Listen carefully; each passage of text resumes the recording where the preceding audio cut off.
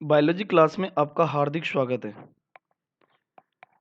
आज हम अध्ययन करेंगे लैंगिक जनन की घटनाएं।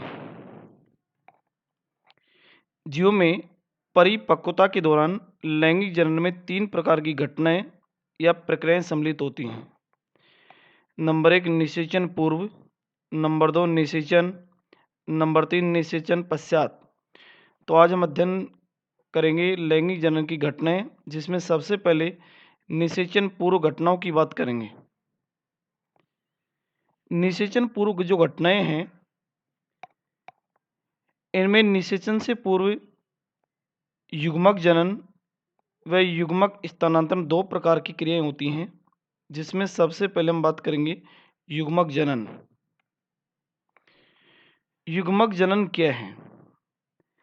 अगुणित नर व मादा युग्मक के निर्माण की प्रक्रिया को युग्मक जनन या गैमेटोजेनेसिस बोलते हैं कि नर व मादा युग्मक के निर्माण की प्रक्रिया को युग्मक जनन कहा जाता है।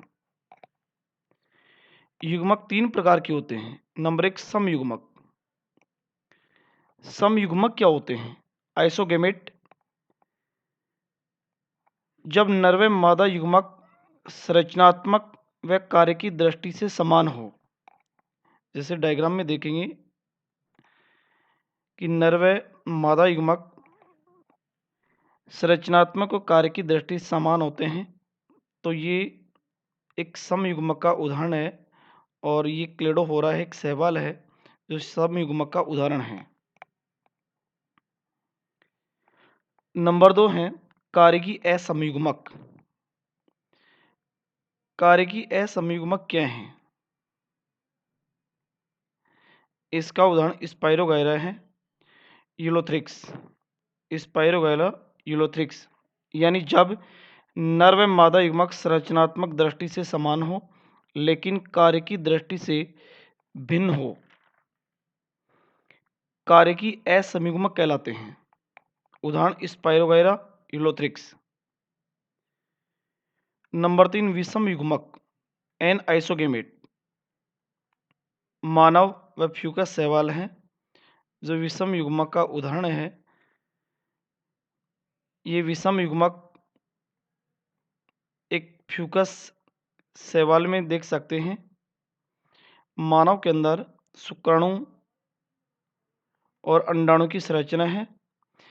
ये भी एक विषम युग्मक का उदाहरण है। विषम युग्मक होते क्या हैं कि जब नर व मादा युग्मक संरचनात्मक व कार्य की दृष्टि से भिन्न हो, विषम युग्मक कहलाते हैं। मानव में शुक्राणु की संरचना व अंडाणु की संरचना की बात करें तो विषम युग्मक हैं। आगे हम बात करते हैं जीव में लैंगिकता। जीव में लैंगिकता की बात करेंगे। जीव में लैंगिक जनन में नर व मादा जनक भाग लेते हैं कि नर व मादा जनक लैंगिक जनन में भाग लेते हैं। ऐसे पादप जिनमें नर जननांग पुमंग व मादा जननांग जायंग एक ही पौधे में पाए जाते हैं, उसे द्विलिंगी या उभयलिंगी कहा जाता है। अर्थात ऐसे पादप जिनमें या तो नर जननांग या मादा जननांग दोनों में से एक पाया जाता है, उसे एक लिंगी बोलते हैं कि या तो नर जननांग हो या मादा जननांग हो। जैसे डायग्राम में देखेंगे, यहाँ उभयलिंगी उभयलिंगाश्री। उभयलिंगाश्री क्या होता है कि ऐसे पादप जिनमें या तो नर जननांग या मादा जननांग दोनों उपस्थित होते हैं, उन्हें उभयलिंगाश्री बोलते हैं। अर्थात जिनमें नर पुष्प व मादा पुष्प दोनों एक ही पौधे में पाए जाते हैं, उभयलिंगाश्री। जैसे इसका उदाहरण है ये कारा पादप है जो एक उभयलिंगाश्री का उदाहरण है। उभयलिंगाश्री क्या होते हैं कि जिनमें नर पुष्प व मादा पुष्प दोनों एक ही पौधे में पाए जाते हैं।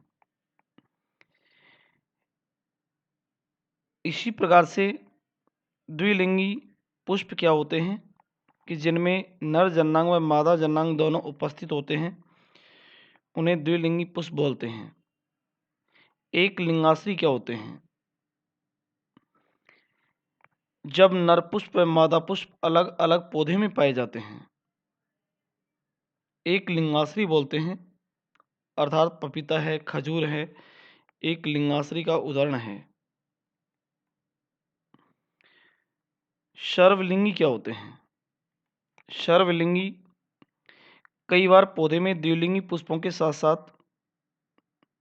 एक लिंगी पुष्प भी उपस्थित होते हैं, उन्हें सर्वलिंगी बोलते हैं। जैसे आम है, पॉलीगोनम है।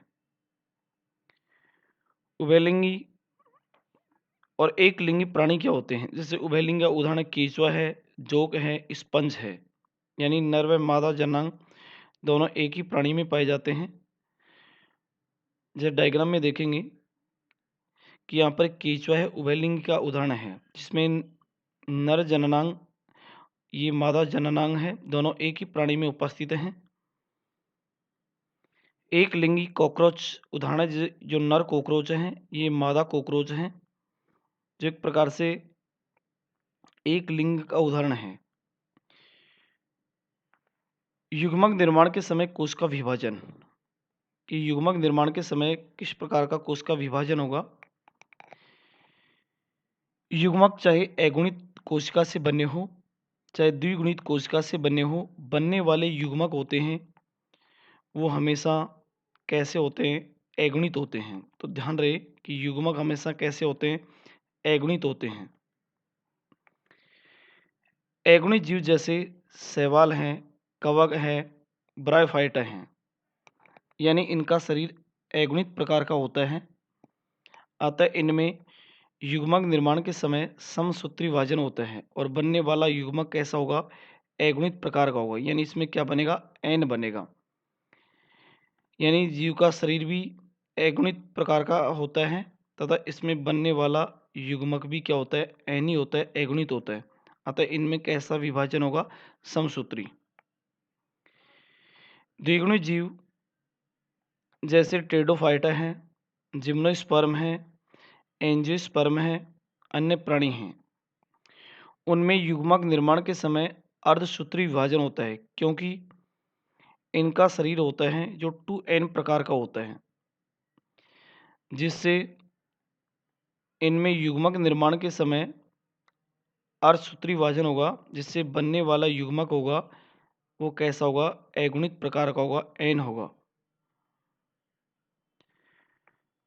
तो ध्यान रहे कि युग्मक हमेशा कैसा होता है? अगुणित प्रकार का होता है। अगुणित जीवों के अंदर युग्मक निर्माण के समय समसूत्री विभाजन होता है, जबकि द्विगुणित जीवों में युग्मक निर्माण के समय कैसा विभाजन होता है? अर्धसूत्री विभाजन। तो आज के लिए इतना ही। धन्यवाद।